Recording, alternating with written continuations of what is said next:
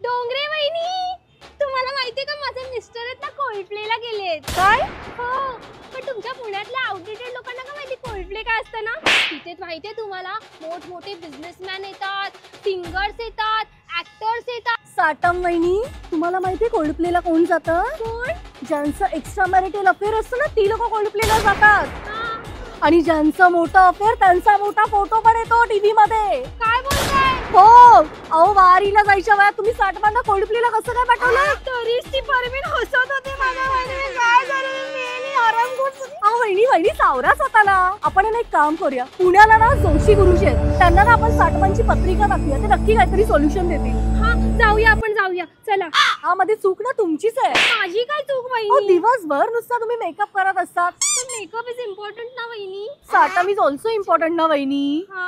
आणि ना जरा खोबऱ्याचा वापर कमी करा जेवणामध्ये. त्या दिवशी पिझ्झा बनवला त्याच्यात पण खोबरं टाकलं. काय हे? वहिनी ते चुकून चीजच्या बजाय खोबरं पडलं, पण किती छान लागत होतं ना वहिनी. पण वहिनी हीच चूक तुम्हाला किती महागात पडली.